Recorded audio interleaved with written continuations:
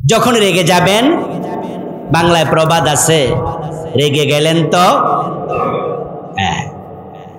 সয়ে গেলেন তো রয়ে গেলেন, রেগে গেলেন তো হেরে গেলেন, যে সয় সে রয়। এই জন্য যারা থাকতে চান, ভালো থাকতে চান, এক জায়গায় থাকতে চান, মিলেমিশে থাকতে চান, তাদেরকে সয়ে যাওয়ার অভ্যাস তৈরি করতে হবে।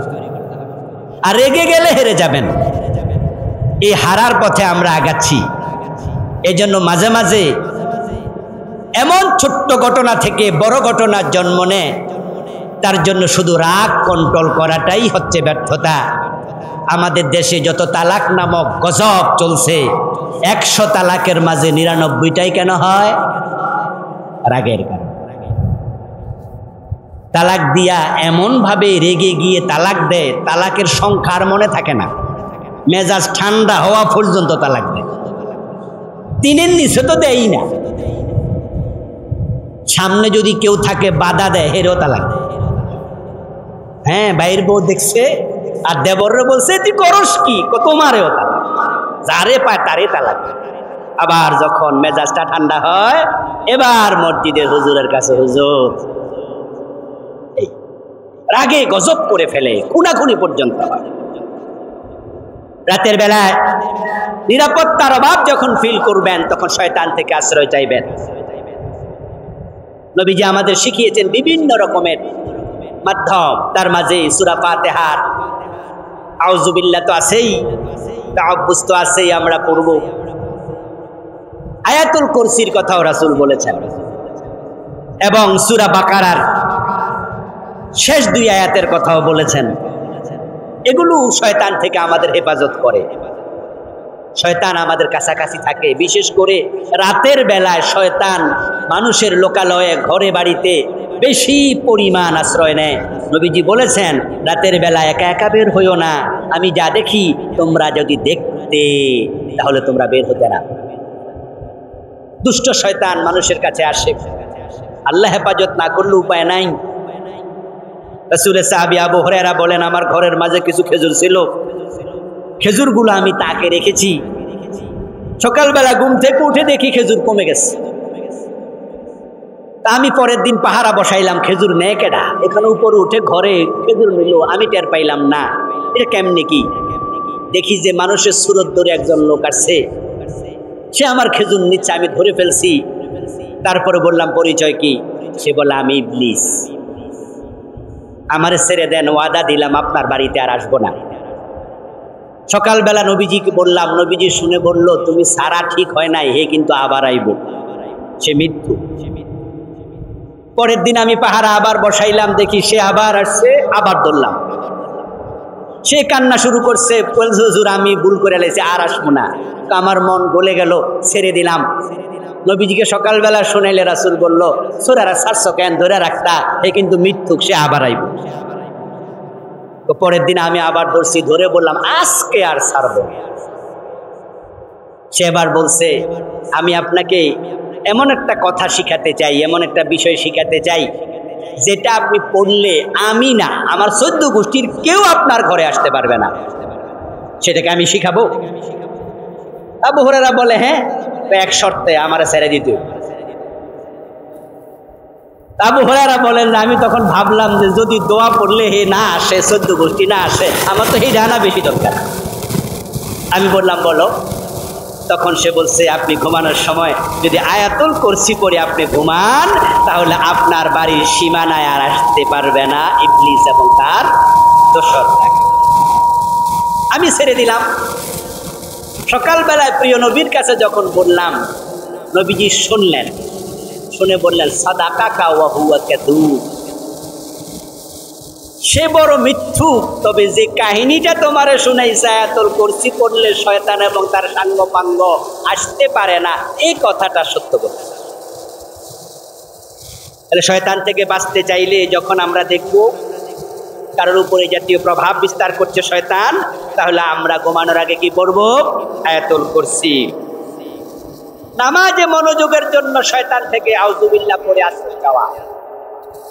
নবীজি বলছেন, একজন সাহাবী রাসূলের কাছে বলছেন, কাদ হালা বাইনি ওয়া বাইনা কিরাতি ইয়ালবিসুহা আলাইয়া, হুজুর আমি যখন কিরাত পড়ি বারবার হোঁচট খাই, ভুলে যাই, আমি সন্দেহে পড়ি যে একটা ভুল করলাম কিনা, এরকম প্রায় নামাজে হয়। হুজুর কারণটা কি? ফাকালান নবী সাল্লাল্লাহু আলাইহি ওয়াসাল্লাম যাকা শয়তান ইউকালু লাহু খানজাব। নবীজি বলেন যে নামাজে এসে যাকাত ভুলিয়ে দেওয়ার জন্য, কেরাতের মাঝে পেশ লাগানোর জন্য একটা নির্দিষ্ট শয়তান আছে, এটার নাম হলো খানজাব। শয়তানের মাঝে আলাদা আলাদা শয়তান আছে। খানজাব নামক শয়তান নামাজের মাঝে এসে ঝামেলা করবে। তাই তুমি যখন বুঝবে যে নামাজে এমন হয়, তাহলে তুমি কি বলবে? আউযু বিল্লাহি মিনাশ শাইতানির রাজীম। আরেকজন সাহাবী রাসূলুল্লাহ ইয়া রাসূলুল্লাহ ওযুর মাঝে 3 বার দোয়া, কিন্তু আমার কাছে বেশ লাগে 3 বার দোয়ার পরেও আমার মনে হয় এখনো কিছুটা প্রথমের জায়গা পানি পৌঁছে নাই, বাকি রয়েছে। এজন্য 4 বার 5 বার আরো বেশি দোয়া। এমন লোক আমার এক ওস্তাদ ছিল, তিনি 5-7 বার দোয়ার পরে দেখতাম পুকুরে হাত। আমরা পানির খাটলায় ওযু করতাম মাদ্রাসা, হুজুরকে দেখতাম যে হুজুর ওযু করতে 5-7 মিনিট লাগে। তো শেষ পর্যন্ত দেখতাম যে না, উনি পুরা হাতে পাচ্ছে। সৌভাগ্যবশত ওই হুজুর থেকে আমি পড়ে আরেক মাদ্রাসায় গেলাম, ক্লাস 5 পর্যন্ত হুজুরের কাছে পড়লাম। তিনি মারা গেছে, আল্লাহ জান্নাত করুক। ওই মাদ্রাসায় গিয়ে পাইলাম এই হুজুরের ওস্তাদ, এবার উনি আমার ওস্তাদ।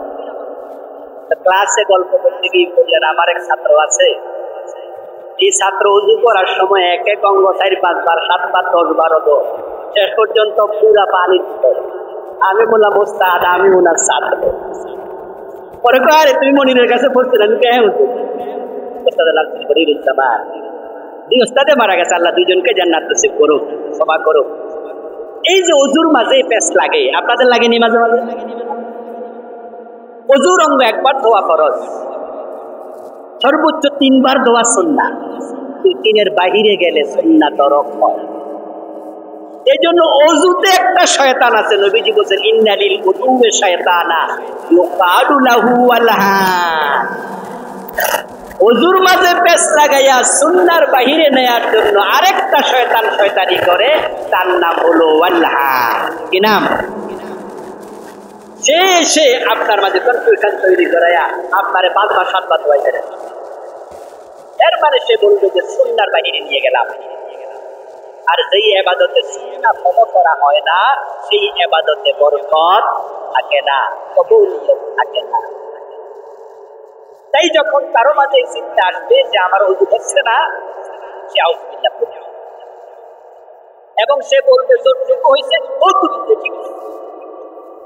শয়তান বারবার আর আসবে না। নবীজি যখন টয়লেটে ঢুকতেন তখন তিনি কি করতেন? আল্লাহুম্মা ইন্নী আউযু বিকা মিনাল খুবুসি ওয়াল খাবাথ। রাসূল এখানে শিখিয়েছেন তাআব্বুদ, যে আমি শয়তান থেকে আল্লাহ তোমার কাছে পানা চাই। খুবুস, খাবাইস এগুলো দুষ্ট জিন, নোংরা জিন, যেগুলো টয়লেটে থাকে। এবং অন্য হাদিসে পাওয়া যায়, যখন কোনো মানুষ টয়লেটে গিয়ে তার টয়লেট ইউজ করার জন্য কাপড় তোলা দিয়ে বসে, শয়তান তাদের প্রত্যাঙ্গ নিয়ে খেলা করে। আর যখন সে দোয়া পড়বে তখন আল্লাহ তাআলা শয়তানের চোখ এবং ওই ব্যক্তির মাঝে একটা পর্দা তৈরি করে দেয়। এই জন্য টয়লেটে ঢুকতে কি দোয়া পড়তে হবে? আল্লাহুম্মা ইন্নী আউযু বিকা মিনাল খুবুসি ওয়াল খাবাইস। আরে আমাদের পুরাটা জীবন্ত দোয়া দিয়ে ভরপুর। সালাহুল মুমিন আদ-দুআত, আদ-দুআ সালাহুল মুমিন। আমরা যে বেঁচে আছি, হাজার হাজার জিন শয়তান চারদিকে, মানুষ শয়তান চারদিকে, মিনাল জিন্নাতি ওয়ান নাস আল্লাযী ওয়াসওয়িসু ফি সুদুরিন নাস মিনাল। আরে কত দুষ্ট মানুষ যে সমাজে। আপনি বেঁচে আছেন, আমি বেঁচে আছি, আল্লাহ বাঁচাইতেছে। ওদের থেকে আল্লাহর কাছে দোয়া করে করে ফানা চাইবেন, দোয়াই মুমিনের অস্ত্র। রাস্তায় যাচ্ছেন, কত মানুষ অ্যাক্সিডেন্ট করে, একটু পা ফসকে পড়ে গেলে তো গাড়ির চাকার নিচে চলে যেতে পারে। মানুষ, ভালো মানুষের শুরুতে কত চিন্তায় গাড়ি দাঁড়ায় আছে। আপনি রিক্সা বসে আছেন, থাবা মেরে মোবাইলটা নিয়ে যায়, গলার চেন নিয়ে যায়। কত গাড়ি আছে অযথা আপনার গায়ের উপর তুলে দেবে।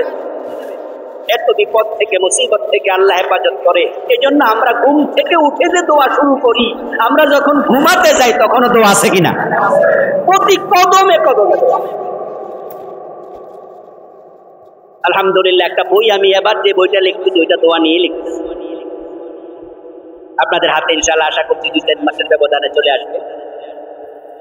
প্রতিটা মুহূর্তে দোয়া। আল্লাহ যদি হেফাজত করে তাহলে সহজ।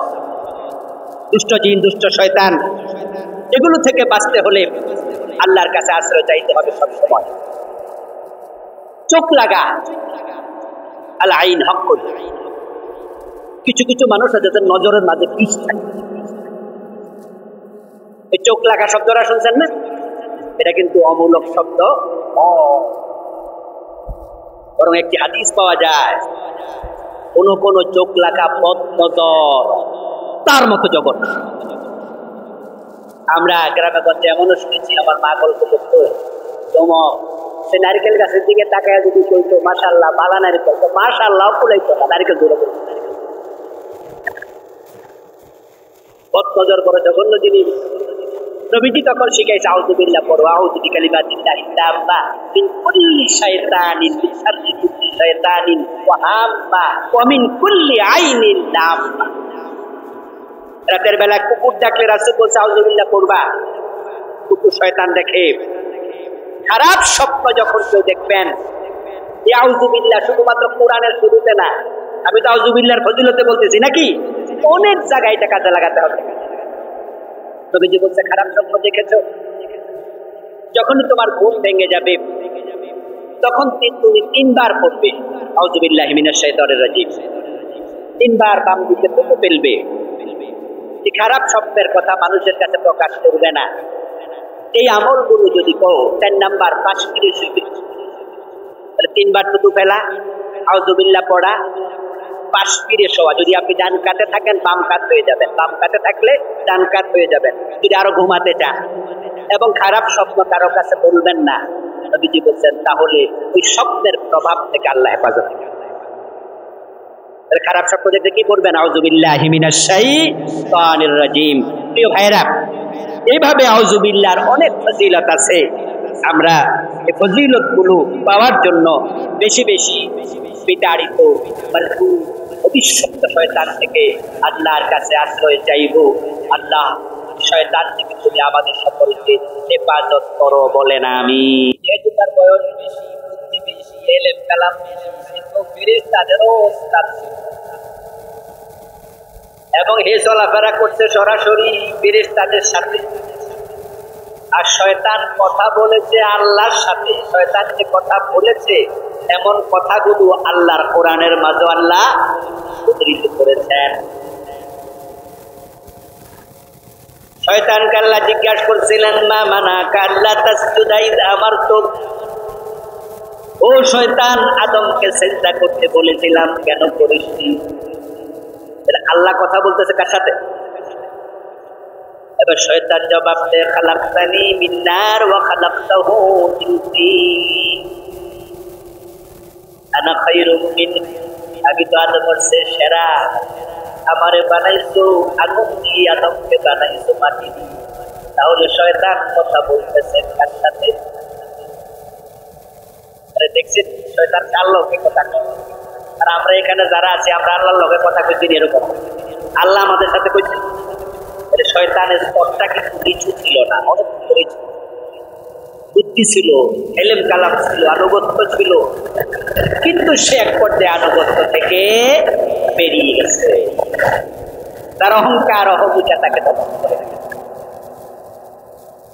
যখন সে আল্লাহর আনুগত্য থেকে বেরিয়ে গেল তখন কিন্তু সে একা বের হতে চায়নি।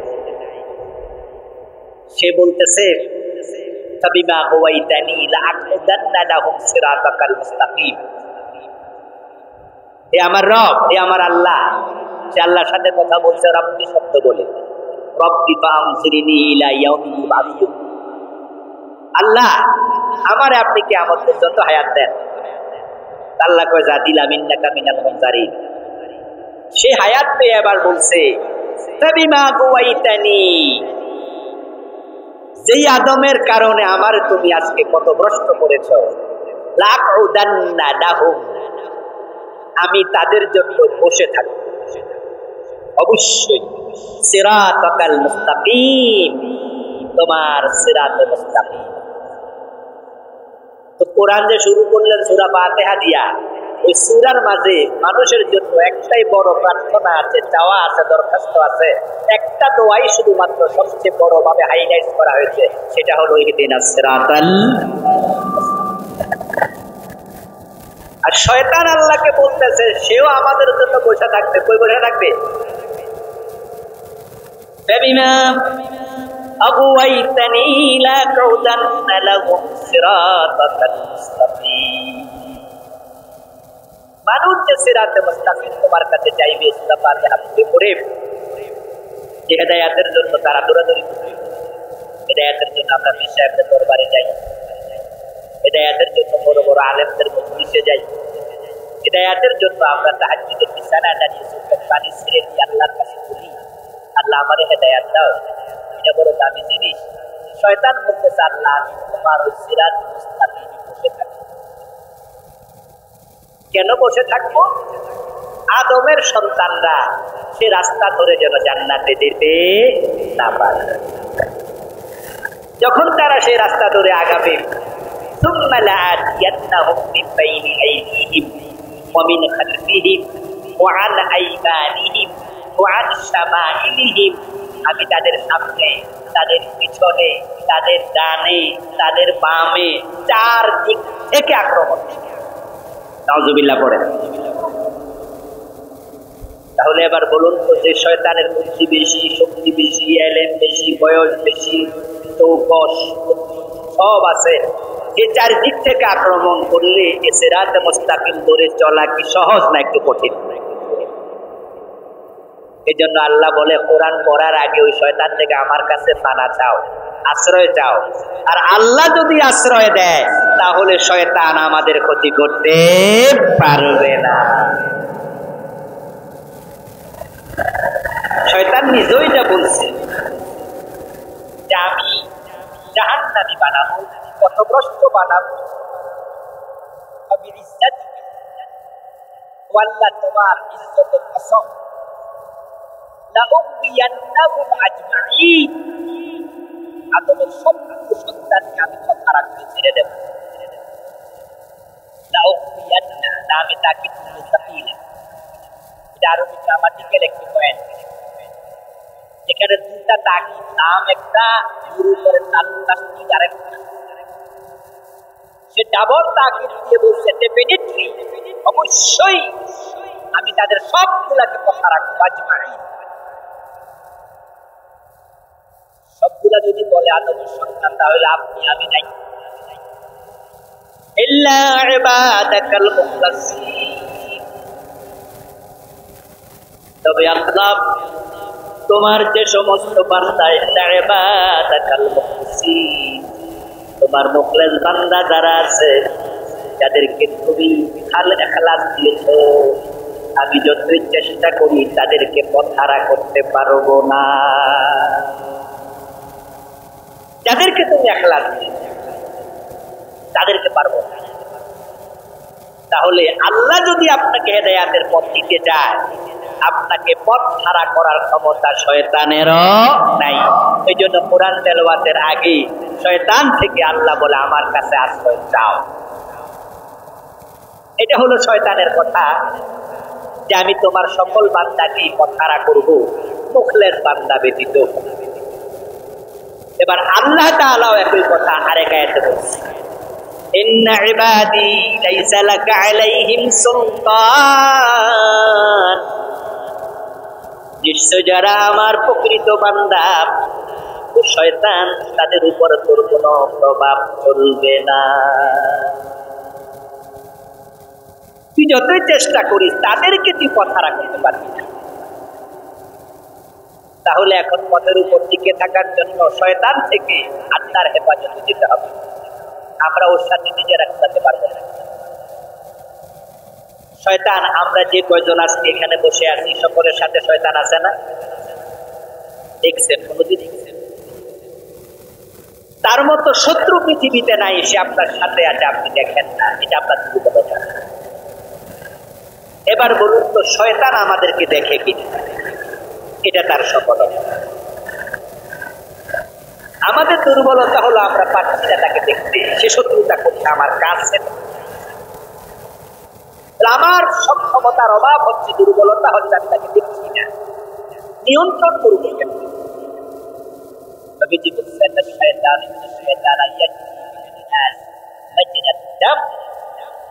মানুষের শরীরে রক্ত রহিত কণিকা যেভাবে চলে, শয়তান মানুষের দেহের মাঝে সেভাবেই চলে।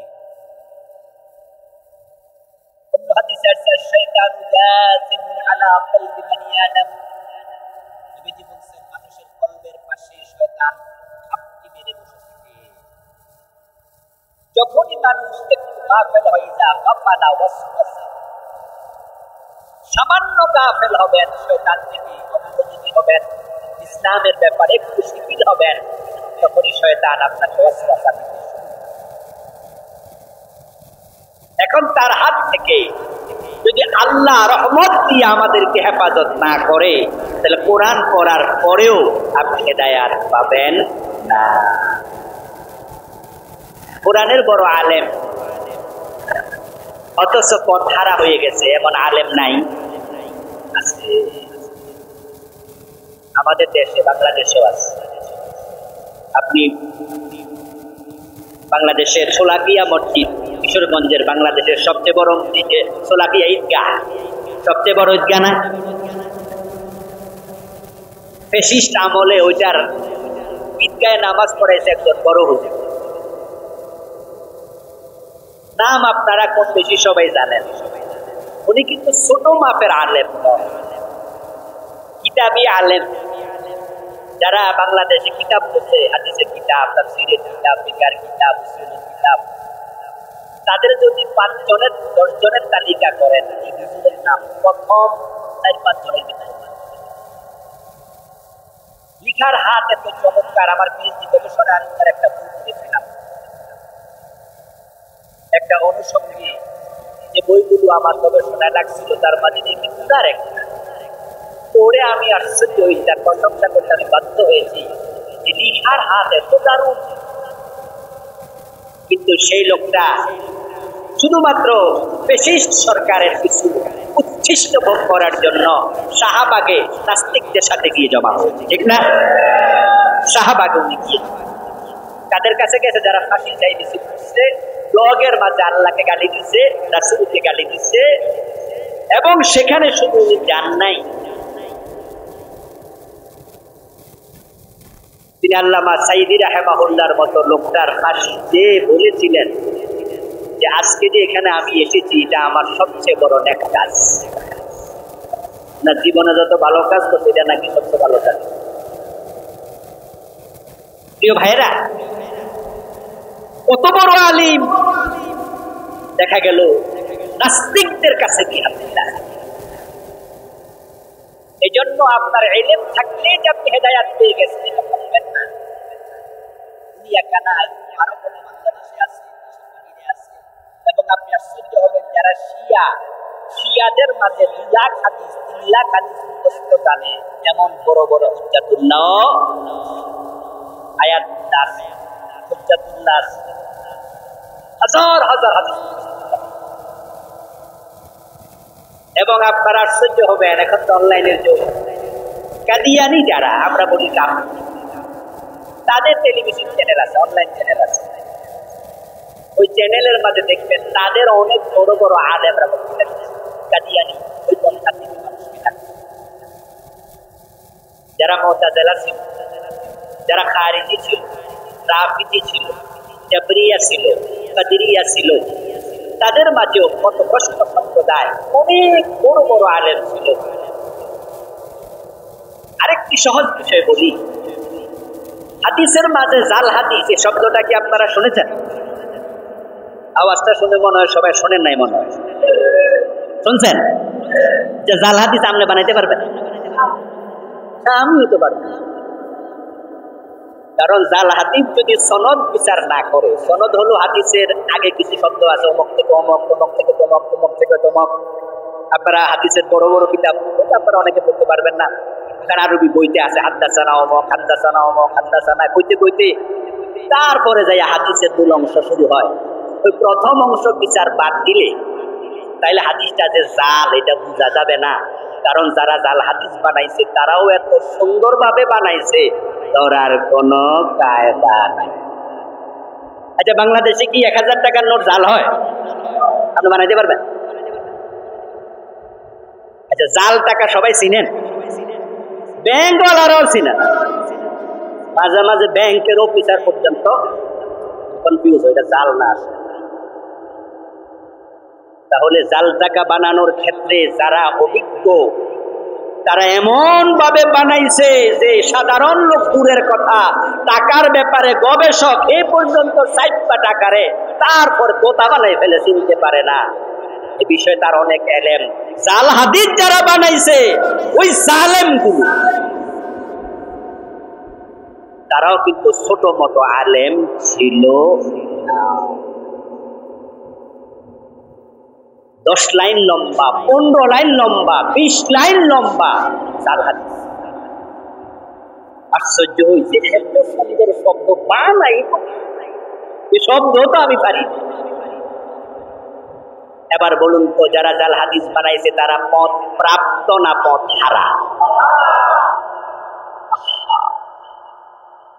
قال رسول الله صلى الله عليه وسلم من يقول ما لم أقل من يقول علي ما لم أقل فليتبوأ مقعده من النار। নবীজি সাল্লাল্লাহু আলাইহি ওয়াসাল্লাম বলেন যে আমার নামে এমন কোন কথা চালাইয়া দিল যা আমি বলি নাই, সে যেন নিজের জায়গা জাহান্নামের মাঝখানে বানাইয়া নেয়। আমি নবী বলি নাই, সে নিজে বানায় আমার নামে চালাইছে। হাদিসের অনেক কোন অনুষঙ্গের মাঝে একটা হচ্ছে মুতাওয়াতির হাদিস, এটা হলো 1 ক্লাস স্তরের হাদিস। এই মাত্র যে হাদিসটা আমি বলেছি এটা মুতাওয়াতির, শত শত সাহাবী এই হাদিসটা বর্ণনা করেছেন। ইন্নামাল আমালু বিন্নিয়াত, এই হাদিসটা সবাই শুনছেন না? এটা ওয়াজ বেশি হয়তো, নিয়তার নাম বরকত। বুখারী শরীফের প্রথম হাদিস। এই হাদিসটা রাবি মাত্র একজন, ওমর ইবনুল খাত্তাব রাদিয়াল্লাহু আনহু। হাদিস সহিহ কিন্তু গরীব, একজন মাত্র রাবি। আর কিছুক্ষণ আগে যেটা বলছি এটা রাবি শত শত। বাংলা অর্থ, নবীজির নামে যে বানায়া কথা বলে তার ক্ষমা নাই, তার জাহান্নামের মাঝখানে আপনার। যে হুজুররা জাল হাদিস বানাইছে ছোটো মেলো হুজুর, এই জন্য আল্লাহ দান করে হেদায়াত দিবা, হেদায়াত পাওয়ার আগে শয়তান থেকে আসবে। وقل رب أعوذ بك من همزات الشياطين وأعوذ بك رب أن يحضرون। সূরা আল মুমিনুনের 97-98 নম্বর আয়াত, সেখানে আল্লাহ বলছে, ও নবী আপনি নিজে আল্লাহর কাছে বলেন, ও আল্লাহ শয়তানের কুমন্ত্রণা থেকে এবং আমার কাছে দাঁড়াইয়া শয়তান আমাকে ধোঁকা দেবে এমন অবস্থা থেকে আমি নবী মুহাম্মদ তোমার কাছে পানা চাই। রাসূল নিজে যদি শয়তান থেকে আশ্রয় চায়, আপনার আর আমার কি খবর? এই জন্য যখনই শয়তানের কোনো ওয়াসওয়াসা অনুভব করবেন তখন আউযু বিল্লাহি মিনাশ শাইতানির রাজিম করবেন। আল্লাহর কাছে যখন বারবার আমরা শয়তান থেকে আশ্রয় চাইতে থাকবো, আর আল্লাহ যদি কোনো একদিন আপনার এতবার চাইতেছে বান্দা দিয়ে দিন, আল্লাহ আপনাকে বলে তো দরখাস্ত, তাহলে আপনি হেদায়েতের উপরে টিকে থাকতে পারবেন, শয়তান আপনাকে আর ক্ষতি করতে পারবে।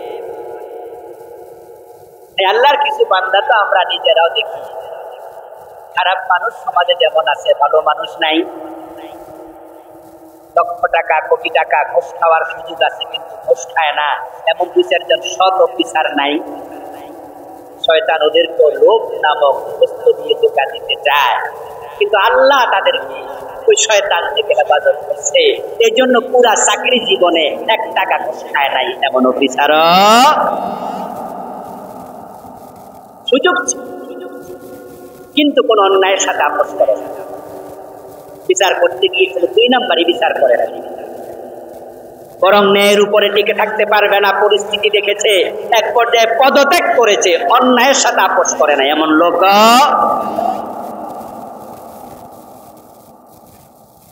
ফাঁসির মঞ্চে যারা যায়, শহীদ হয়, ওরা সৌভাগ্যবান মানুষ।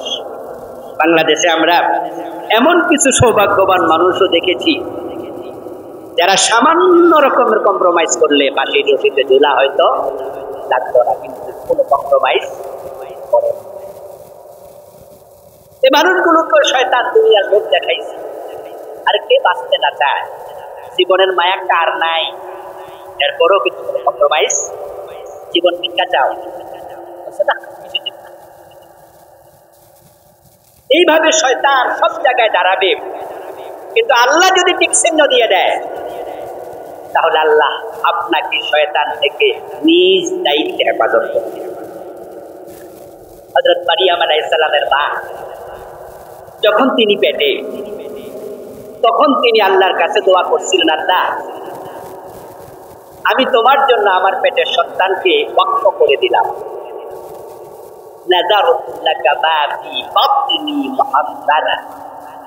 আমার পেটে যে সন্তান আছে, তিনি বুড়া হয়ে গেছিলেন, তো বুড়া বয়সে সন্তানটা, এই জন্য বলছে আল্লাহ এই পেটের বাচ্চাটা আমি মসজিদে আকসার জন্য খেদমতের জন্য। এখন যে বাচ্চা মসজিদে আকসার জন্য সেবা করবে, যদি সে নিজে শয়তানের কুমন্ত্রণায় পড়ে, তাহলে সে তো সেবা করবে না। এই জন্য আমি তোমার কাছে আরেকটা দরখাস্ত করি, ইন্নী উঈযুহা বিকা ওয়া যুররিয়াতাহা মিনাশ শাইতানির রাজীম। আল্লাহ আমার পেটের সন্তান এবং তার যে সন্তান হবে, এই তাদের পরবর্তী প্রজন্মকে শয়তান থেকে তুমি হেফাজত করবে। মারিয়াম আলাইহিস সালামের মায়ের দোয়া, হান্না বিনতে পাকুস ছিল তার নাম। হান্নার দোয়া আল্লাহ কবুল করছে, ঠিক চিহ্ন দিয়েছিল। এবার নবীজি মুহাম্মদ বলেন, দুনিয়াতে যত আদম সন্তান মায়ের পেট থেকে আসে, সবাই মায়ের পেট থেকে কান্না করে, কিন্তু হযরত ঈসা মায়ের পেট থেকে পড়ে কান্না করেন নাই। মায়ের পেট থেকে বাচ্চা ঈসা কান্না না করলে কিন্তু সমস্যা আছে, এটাও আল্লাহর একটা রহমত। এই জন্য ডাক্তাররা থাপড়াইয়া কান্না করায়, পা উপরের দিকে দিয়া, মাথা নিচের দিকে দিয়া, বুকে থাপড়া মারে, পিঠে থাপড়া মারে, কান বেটা টাকার লোক শূন্যতা দেখা যায়, আরো সমস্যা তৈরি হয়। এখন নবীজি বলছেন, শোনো, মানব সন্তান মায়ের পেট থেকে দুনিয়া আসে, কাঁদে। কেন কাঁদে জানো? সাহাবারা বলে, ইয়া রাসূলুল্লাহ, সেটা তো জানি না। قال رسول الله صلى الله عليه وسلم صياح المولود حين يقع نزغة من الشيطان। এটা শয়তানের নিন্দা। যখন মানুষ দুনিয়া আসে, তার জন্য যে শয়তানটা আল্লাহ বানাইছে, ওই শয়তানটা তার সাথে ওই নব জন্ম নেয়া সন্তানের সাথে সাক্ষাৎ করে এটা গুতা মারে। ওই গুতার কারণে ব্যথা পাইয়া চিৎকার দেয়, কিন্তু হযরত ঈসাকে গুতা মারতে পারে নাই, কারণ আল্লাহ তার নানির দোয়া কবুল করছে।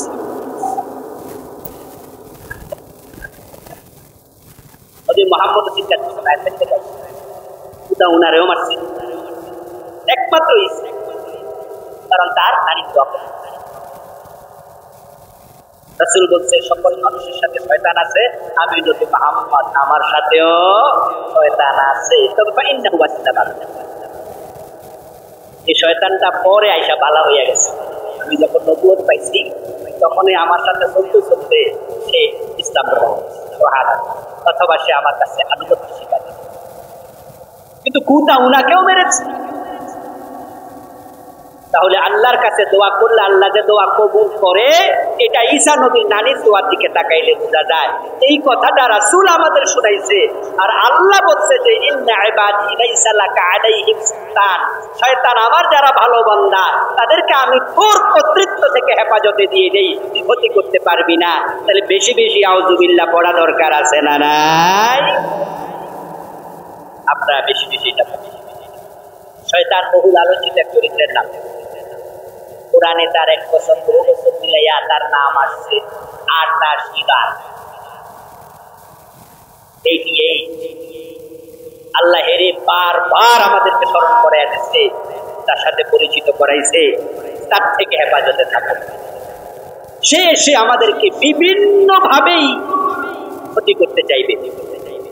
মানুষ যখন চরম রেগে যায় তখন ধরে নেবেন তার ঘাড়ে কে শোয়া রয়েছে?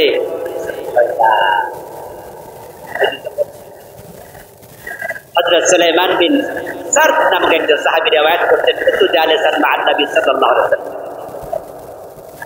উনি বলছেন যে রাসূলের সাথে আমি বসা ছিলাম। ওয়া রাজুলান ইয়াস্তাব্বান, তখন দেখলাম 2 জন লোক ঝগড়া লাগছে, বকাবকি করছে। ফাহাদুহুমা ইহতারা ওয়াজহুহু ওয়ান্তাফাকাত আওদাজুহু, একজন ঝগড়ার এক পর্যায়ে তার একবারে গলার রগ মোটা হয়ে গেছে, চেহারা লাল হয়ে গেছে, সে এমন হয়েছে করছে। فقال النبي صلى الله عليه وسلم إني لأعلم كلمة لو قالها ذهب عنه ما يجد।